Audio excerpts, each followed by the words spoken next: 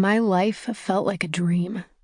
I guess that happens when you elope, hop on a plane, drift off to sleep, and wake up in a foreign country.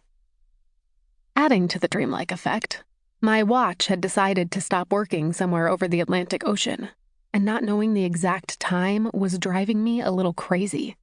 My body was telling me it was the middle of the night, but the midday winter sun blazed bright over the historic center of Berlin. "Do you see a clock anywhere?" Kevin Drexel, my loving husband of 18 hours, smiled and squeezed my hand. "You may have forgotten, but we're on our honeymoon. No schedules, no cell phones, no plans, just us, remember?" "True. But if I knew it was, say, 4 o'clock, then we could check into the room, and I could take my shoes off already."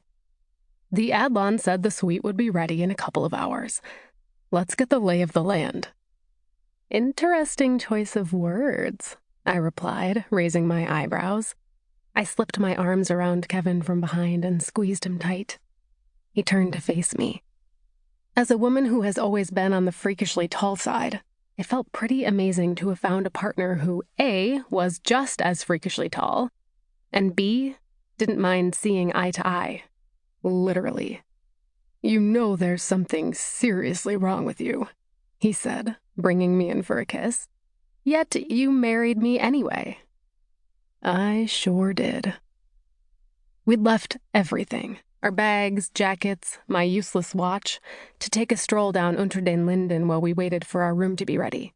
Interesting the things you learn about your spouse on the first day of your marriage. I knew Kevin was a very chill guy, and I was sure by now he'd picked up on my obsessive need to plan everything down to the microsecond. But had I known Kevin Allen Drexel would be this chill? Okay, don't get me wrong, I still would have married him, but I would have also packed an extra watch battery. "Isn't this amazing? I never get tired of this city," Kevin exclaimed. "Where we're walking right now used to be nothing but a field of rubble just after the war. Now look at it." "It's not exactly Paris," I teased. "That's exactly the point," Kevin said. "Paris is always the same old Paris, but Berlin is never the same city twice." I'd never been to Germany, let alone Berlin, but Kevin had spent a lot of time here because his best friend and former business partner, Bill DeVander, lived here. The whole flight over, he'd been gushing about how excited he was to show me the city. "Looks like that church over there has been here quite a while." I gestured at a huge and elaborate Gothic pile situated next to the city's iconic TV tower. "That's the Berliner Dome," Kevin said. "And it's kind of a miracle the old cathedral is still standing. During World War II, a wave of Allied bombs blew out the windows, and another explosion destroyed the roof.